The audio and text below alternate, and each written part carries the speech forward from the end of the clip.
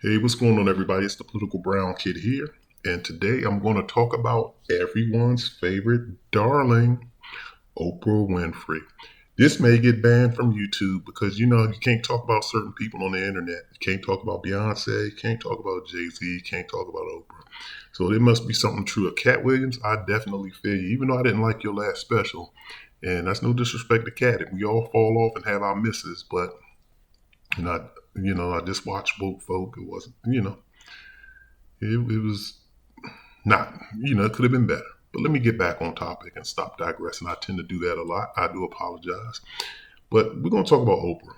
We ain't no need to dive into her buddy Gail. Well, they twins. They both Siamese conjoined twins or something. I have no idea. But this is why I'm bringing this up. At least like I said, maybe it's my algorithm, but all you see on the internet is black men going against black women going against black men. Then you hear talks about how the culture is broke or why black. Then we've been debating this since we got free. Why can't black people excel and achieve great things? I keep trying to tell y'all, and this is another reason too, because there's a lot of coons on the internet, and I use that word deliberately. Every video that I post, anytime I start talking about doing something that doesn't benefit the white man, anytime I start talking about something that's selfish towards being, about black people being selfish in order to get ahead, there's always some black joker, and it's probably a black man. I think one time I know one was a black man. There's always got some negative comment to say, and wants to defend white people and talk about how and then got to be, you know, how should I say, ignorant with your words, for lack of a better term. But this is what I want to talk about. I want to show you all these numbers because you got black women out here talking about the patriarchy. I just did a video on it about this black woman sitting on this show. Go back and check my archives on my videos. Black woman saying that black men, or she's saying that she's better than black men. She's more educated than black men. Number one, that is a subjective statement. She said that on her job, if her and a black man are doing the same job, she can bet. Now, anytime you say the word bet, that is an assumption. A bet is not a fact. A bet is a prediction. A bet is a gamble. You're hoping that something comes true. She said, "I bet I'm smarter than him, and I do my work better than him." And then she said that, but he gets promotions because he's a part of the patriarchy. And I'm gonna do a video on the patriarchy. I don't know when I'm gonna drop these videos, so maybe that video will come first. But I've already debunked her statement. Number one, once you start betting, show facts. She came up here and presented facts that said that she was better than the men on her job, that's a different story. But once you start talking about you bet and you assume, but she didn't bet and assume that she was better than a white man. She didn't bet and assume she was better than a white woman. She didn't bet and assume that she was better than an Asian man or woman. And when I say Asians, Indians are included in that as well. And she did not bet that she was better than Latino men or women, even though Latinos are not a race. I keep telling y'all there's no such thing as a race of Latinos. Yeah, the white Latino, black Latino. You can be an indigenous American because most Mexicans, they are descendants of like the Mayans and those ancient civilizations. So without further ado, because I've been talking for now about 4 minutes, here's the fact. When you look at Oprah Winfrey, let's get into everybody's favorite darling. And she is not a man, she is a black woman. So let me make that clear. She's a part of our community. She's black. She's a part of the women's community, of the black women's community, because God knows black women they are definitely sticking together. They definitely hate black men. Not all, but there's a lot online that definitely saying that black men are just evil. And, we are part of holding them back professionally. I don't know what they're talking about. But I just did a little research on Oprah Winfrey's executive management team. And I'm going to read what I found. Now, mind you, this was just I'm not going to say it was not an extensive deep dive into her company. I gathered information from what I could. And the source of the information came from rocketreach.com, theorg.com, and Oprah.com. So some of these sources of information and names were vetted from there. So I don't know what that organization stands. I'm pretty sure organizations are fluid. People move around. I don't know if these people are still there or not. But here's her team. Of course, there's Oprah Winfrey. I'm pretty sure she's the CEO. They didn't have her. They had her listed down on Oprah.com. They did have her listed down as, I think, chief executive officer. They had her in the C-suite. So she's the CEO. Then here's the sources from RocketReach.com. Terry Wood, executive vice president, white female. Wade Bobbitt, studio engineer, white male. Teresa Vishnevskaya.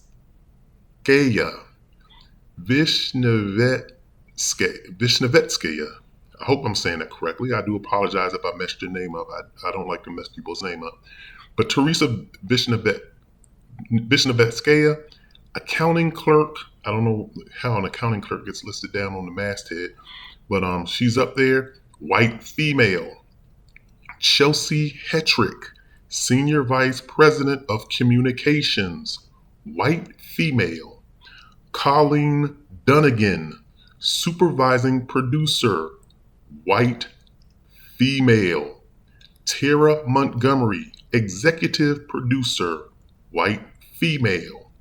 Stacy Marina, that's Murena, so not Morena, but Marina, nurse practitioner. Don't know how nurse practitioner gets, again, listed in the hierarchy of the org chart that was presented. White Hispanic male. And the reason why I put white Hispanic male, because he is a white, I've looked him up, he's a white Hispanic male. Then from the org.com, they had listed Jonas Elrod, writer-director, white male. So I guess he's the director of the writing staff, because it's not writer/director, it's writer-director. Nicole Nichols, executive vice president of communications and strategy, white female. John Bokello, Boekeloo, director of information technology, white male. And then the source that I got from Oprah.com, but this was a report. This was on her news section on her Oprah.com page, and this was reported in 2009. So I don't know if these people are still there because it is 15 years later.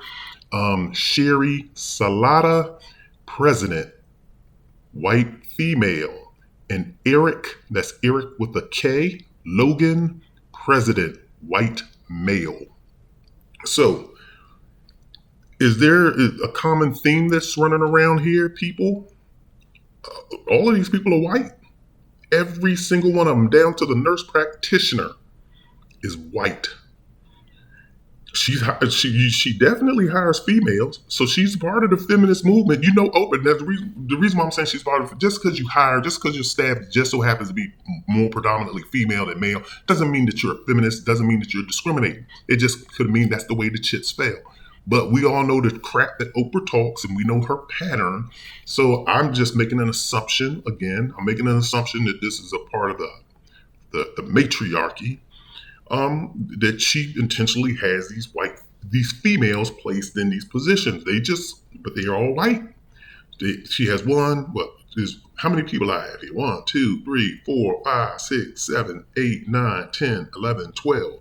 Out of the 12 people here that I called out is 1, 2, 3, 4, 5, 6, 7. Okay, so just a little. So 7 are female and 5 are males. So it's a little more than I can't do the math on this. I'm a little bit slow, so I can't tell you what the percentage is of this. But you see that she's probably about 60 something percent female to 30 something or 40 something percent male. I'm not making this stuff up. Now, once again, I don't know how recent or old this data is, but this is Oprah's staff. And this really, I don't know why this would be a surprise to anyone. Remember, I predicted this. If you go back and listen to my videos, I predicted that Oprah hires white. Number one, you have to look at Oprah's pattern. Her target audience was white females when she was on TV. When Oprah was at the height and pinnacle of her career as a talk show host, her demographic audience, her target audience was white females, white women, stay-at-home moms. That was her demographic. I'm saying that to say this. Why aren't we focusing when you start talking about why black people can't get ahead? When you have people like Oprah Winfrey with a 100% white executive staff, 100%. Whether they're male or female, you can debate whether girls rule, boys rule. We're not getting into that. We're looking at 100% white people that's listed down here in this org at the top in the executive level. When you look at Russell Simmons willfully turning over his company to a Jew named Liar Cohen, white Ashkenazi Jew, and I've had nothing against Jews, but I'm just pointing out who his nationality is and his ethnicity. When you have black people that willfully say, I'm the boss, I'm the CEO, I can hire whomever I want to hire, and I want to hire all white people because, I just want to hire white people. And white people, when you look at white companies, when you look at Sergey Brin, who's the co-founder of Google, he has an Indian running his company. What's his name? Sandai Pichai? I don't know. I have to look. I think his name is Sandai or Pichai. I know his name Sandai Pichai, something to that effect. And I don't want to mess your name up, so I do apologize. This is to the CEO of Google because I don't like to mess people's names up. But when you look at Google, they hired an Indian at the top. And that company, the whole entire, not only just the executives, but the whole entire Google company is like 70 something, 80% white. Then the Asians make up the other percent, and the blacks make up they make up like 1% of the company. And the same is true when you go to Meta, aka Facebook, and the same is true when you go to Amazon. They hire white. Their pipeline I definitely know that Google's pipeline is Stanford. And I do believe the same thing is true with Meta because both of them are based in Silicon Valley. So they cherry pick from the Ivy League. Where's Oprah's pipeline? Her pipeline could have been Hampton. Her pipeline could have been Tuskegee. Her pipeline, if she wants to be a part of the matriarch and a part of feminism, she could have been at Clark or Spelman. And then she could have said, okay, and then give me a few more house guys and plug them in. You're not doing anything. You can't say that there's a lack of talent in those areas. You operate in the production field. I can see why the tech guys are probably saying, well, there's not enough blacks in tech, and I'm not trying to say that that's true, but those were the reasons that they were giving Jesse Jackson. Well, they're not qualified and they don't go to the Ivy Leagues, and they give you all of these excuses. But Oprah, you're not doing anything technical. I mean, of course, everything takes IT, and then you can stick if you can't find any talented black IT people, stick all the white people in the IT department. But your executives and your multimedia and your strategy and planning, your accounting, your finance, your marketing, all of those people should be black people. 90%. You people are afraid to openly. I shouldn't say openly, but just discriminate. Just be like, I want to hire who I want to hire. You are the boss. The same thing is true with Barack Obama. Now, look, I guarantee you, half of y'all black people heads have exploded right now. Y'all are sitting at the computer. Your computer just splattered blood all over it because I talked something negative about Barack, or I'm about to. Here's Barack Obama. You're the president of the free world. A president of the free world. Every other president, and then watch all these blacks, because I know what y'all are going to say. Well, he the first black man, and he can't go in the office and do what he want to do because he gonna mess it up for everybody else. Y'all make up all kind of excuses. But then at the same turnaround token, when it comes to dating white women and dating white men, y'all turn around and say, well, it's 2024. We can do what we want to do. Y'all cherry pick. Y'all are not consistent. At least be consistent for once in your life, YouTubers.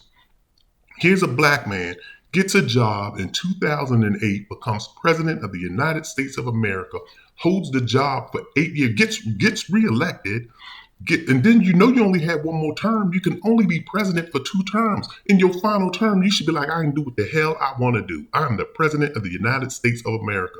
And here it is, Michelle Obama is afraid to wear braids because white people ain't ready for it. You can't even do something as simple as wear an ethnic hairdo because you're afraid to tick off white people. And here Barack Obama is afraid to hire a bunch of blacks because you are afraid. I don't know if you're afraid, but for whatever reason, you just don't want to inject a whole bunch of blacks running around in the White House. But yet, when you look at all of these other presidents, as soon as Donald Trump got elected, when they took that White House picture of all of his staff and even all of the interns, it was a white party. You didn't see not one black face in those photos, and everybody had comments to say. But one thing I can say about white people, when they are president, when they are in charge, they don't care what you think. They hire who they hire, they do what they do, and they say, so what? Don't worry about it. I'm running the show. Mind your business. We're the only people afraid to make decisions, and everybody else is discriminating against us. And here we are, as soon as we get our own company, we want to take diversity, equity, and inclusion and apply it to whites and say, well, we got to hire white people because we love them and we can't treat white people bad. Like these white people, like this executive vice president, Terry Wood, this white woman can't get a job at MGM, Metro Goldwyn Mayer. Like she can't get a job at Fox Productions. She can't get a job at MTV. She can't get a job at ABC, NBC, UPN. She can't get a job at White Tubi or at Netflix. And here Oprah is not afraid to give a black person a shot and help a black person come up and get some experience and cut their teeth in her business. I'm ending the video now because I'm not going to ramble. Y'all get the point. I hope you. Some of y'all probably don't. Some of y'all probably don't. I think I'm giving people too much credit. But the point of the matter is this: I'm showing y'all examples of how black people shoot themselves in the foot. Africa's over there shooting themselves in the foot right now. They allow the white man to come over, dig up all the uranium, dig up all the plutonium, dig up all the copper, dig up all the not diorite. Diorite is over in what's the name? But basically dig up all the oil. They let everybody come over there and extract everything from them, and they get nothing from it. Instead, they get white, Asian, and now they're allowing the Chinese over there. And the Chinese over there beating the African workers. Beating them. I just did a video on that. Somebody hit the dislike button. I don't know if you hit the dislike button because you hated to see the jokers get beat. You didn't want to thumbs up that. I get that. But you shouldn't hit the dislike button. And here black people are afraid to stand up. You're the only people that don't stand up for your own people. White people in this country have an undying allegiance to Israel. They have an undying allegiance. One of the first things you're going to start, it happens every election, people. This is no surprise. The question that they ask every candidate, every election cycle is, what's your position on Israel? And if you say, I'm not pro-Israel or I don't care about Israel, you are not getting elected. You lose. Good day, sir. You lose. But every candidate has to be pro-Israel. And you don't hear not one black person in America, even I know you don't have an allegiance to Africa. You've never been to Africa. You don't have a connection to Africa, but you can at least care to see Africa do well. And you can say, well, what's up with Africa? How's Africa doing? What are you doing about, what's your stance on that? You don't even have a stance on reparation and taking care of yourself here. Let me stop. This is the Political Brown Kid. Drop your comments in the comment section. Definitely hit the like and subscribe button. Political Brown Kid, do better, people.